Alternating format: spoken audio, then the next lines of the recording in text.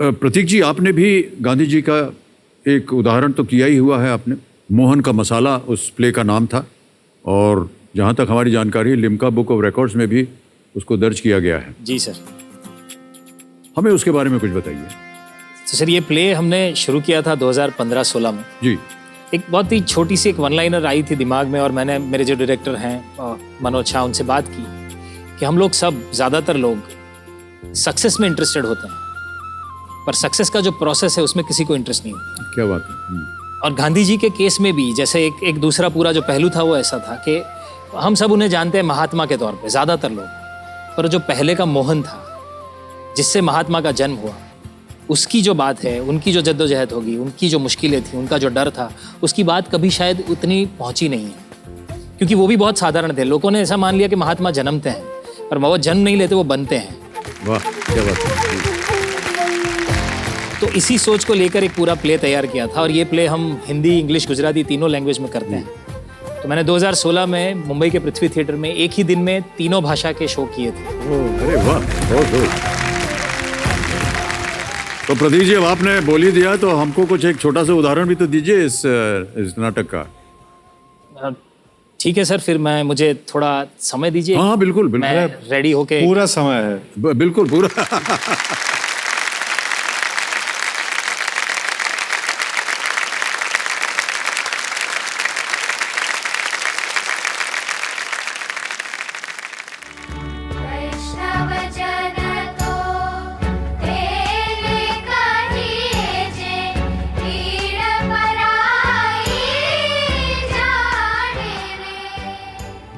मुझे जब ट्रेन के फर्स्ट क्लास कंपार्टमेंट से बाहर फेंक दिया था,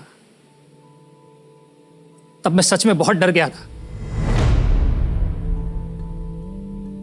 मेरे आत्मसम्मान की चिता मेरे अंदर जल रही थी।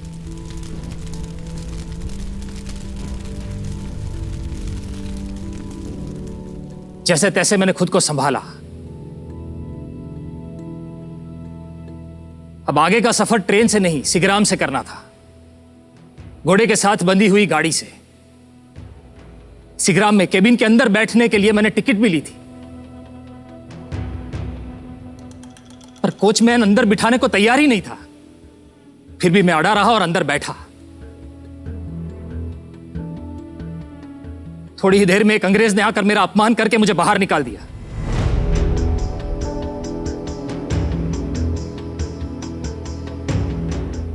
मैं चाहता तो उससे लड़ सकता था, पर ऐसा करने से सिगराम छूट जाती और मेरा पूरा दिन बर्बाद हो जाता। मैं चुपचाप बाहर आकर कोचमैन के साथ बैठ गया। घोड़ा दौड़ने लगा। रास्ते के दोनों तरफ रंग बिरंगी फूल पत्तियों को देखकर खुद को बहलाने का बहुत प्रयत्न किया, और अपने अपमान को मैं भुला नहीं पा रहा था। और तभी अचानक वही अंग्रेज मेरे सामने आकर खड़ा हो गया और जोर से चिल्लाने लगा, Hey, Sammy! You sit on this duster. I want to sit on a coach box with Coachman. Want to smoke cigar? Get up! Get up!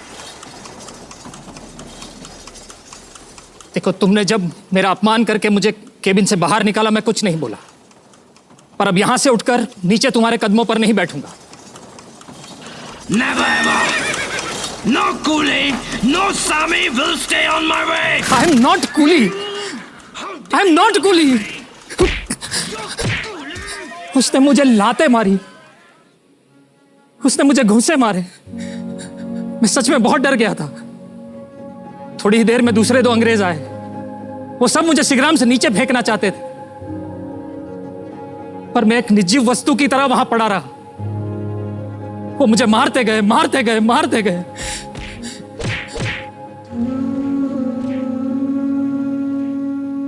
मैं बहुत डर गया था। एक पल के लिए लगा कि बस अब मैं मर जाऊंगा।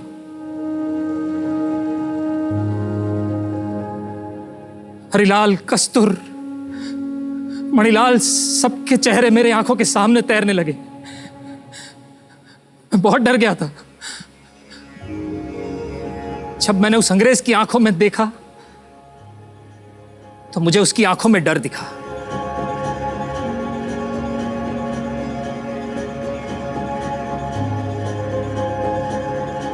उसकी आंखों में डर देखकर अंदर से आवाज आई,